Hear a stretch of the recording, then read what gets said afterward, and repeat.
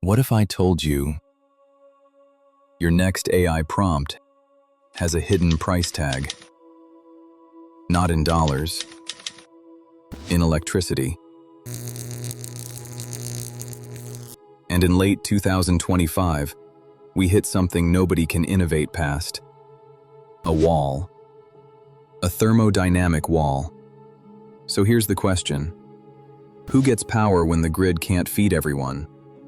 Your home or the machines?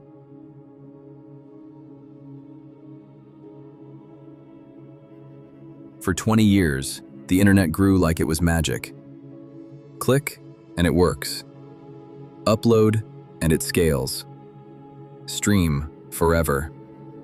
Because we built the digital world on a quiet assumption, electricity would always be cheap and always available. But AI is different. AI doesn't just store information, it computes non-stop. And computation means heat. Heat means cooling. Cooling means more power. It's like we thought we were building a library, and then one day it turned into a steel factory.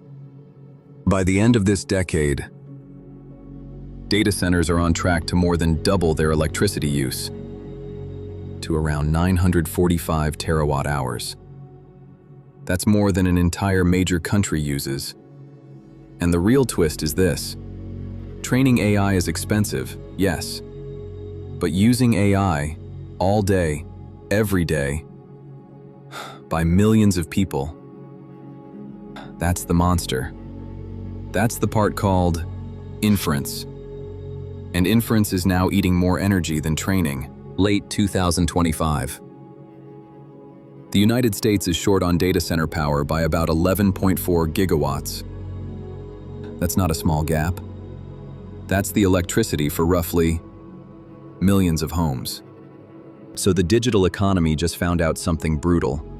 You can't cloud your way out of physics. When power is scarce, someone loses. Here's what happened. AI demand surged, data centers expanded, and the grid couldn't keep up. Because power isn't just generated, it has to be delivered through copper lines, through transformers, through substations, and those parts take years to build, not weeks, not months, years. Now imagine a line. A giant waiting line for plugging into the grid. That line is so packed, real projects are stuck behind fake projects. Speculators, land bankers, phantom plans. So even when someone has money ready, they can't get power in time. And that freezes billions of dollars right where it stands. Here's the dark comedy. Data center vacancy dropped to around 3%. Translation? Almost everything is full. So landlords have leverage, utilities have leverage, and whoever controls the power controls the future. And this isn't evenly spread. Some regions are taking the hit first. The Mid-Atlantic, where the world's biggest data center cluster lives. Texas, where huge loads rush online fast. And every winter, the question gets sharper. What happens when demand spikes and supply can't? Grid operators warn about reliability, blackout risk, elevated danger. And the nightmare scenario is simple. A cold snap hits. Everyone turns on heat, and the grid can't handle the extra load. So they start cutting power on purpose to stop the whole system from collapsing. That's what a rotating blackout is. It's not a glitch. It's a controlled emergency. And this is where the anger begins. Because people look around and think, wait, why is my bill going up so a trillion-dollar company can run chatbots? So big tech made a move. A big one. They stopped trusting the public grid, and they started shopping for baseload power. Power that runs all day, all night, no breaks.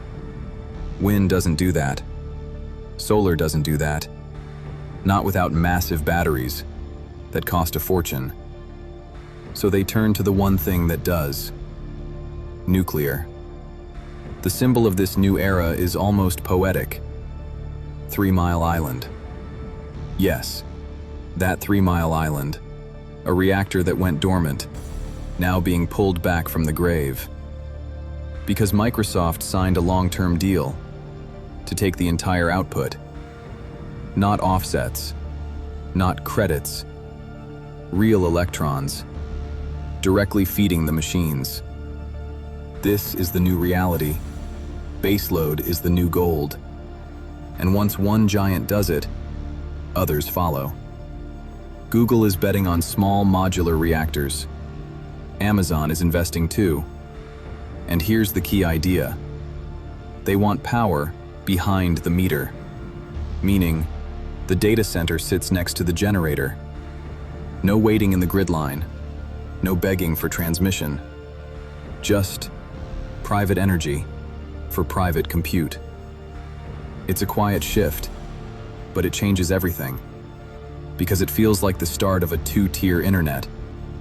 One tier, powered by dedicated plants, stable, reliable, premium. The other tier, stuck on the public grid, volatile, expensive, sometimes rationed.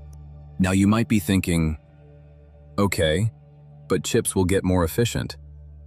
True, they are. But here's the trap. When something becomes cheaper to use, people use more of it. That's the paradox. Efficiency doesn't always reduce total demand. It can explode it. Today's AI clusters are so dense, a single AI factory can pull 100 to 200 megawatts. That's not a website. That's a heavy industry plant, like a steel mill.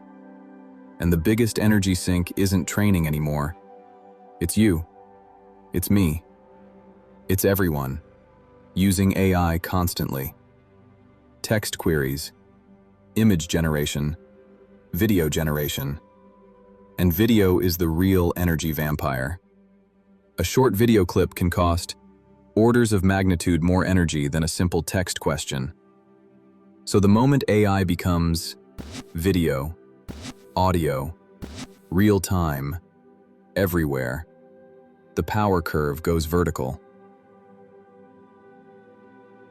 Some companies chase new architectures, chips that move less data, waste less energy, even research that hints at mind-blowing efficiency jumps. But scaling those ideas takes time, and the grid crisis is happening now. Then there's the part nobody wants to talk about. AI is thirsty. Not metaphorically, literally. Many data centers use water to cool their systems, and AI systems in 2025 used hundreds of billions of liters of water. And it's not spread evenly. It hits specific towns, specific counties, specific water supplies. And carbon? AI systems pumped out massive emissions too, on the scale of a major city. Meanwhile, companies still say net zero, while their footprints climb. So people start asking a dangerous question. Is this progress? Or is this just consumption, wearing a futuristic mask? In the United States, the fight turns into a bill fight. Who pays for grid upgrades? Because if utilities raise rates, ordinary people feel it first. And they don't care about tokens or parameters. They care about rent, food, heating. So the political story becomes, are households subsidizing Silicon Valley? In Europe, the approach is different. More rules, more reporting, more pressure.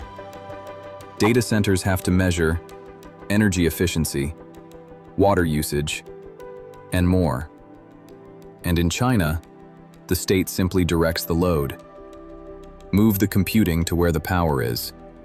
Push training to the west. Relieve the east. Different systems. Same reality. Energy decides what AI can become. And then there's the cultural response. A new idea starts spreading. Digital sobriety. Like, hey, maybe don't use a giant AI model to make a silly meme or rewrite one email.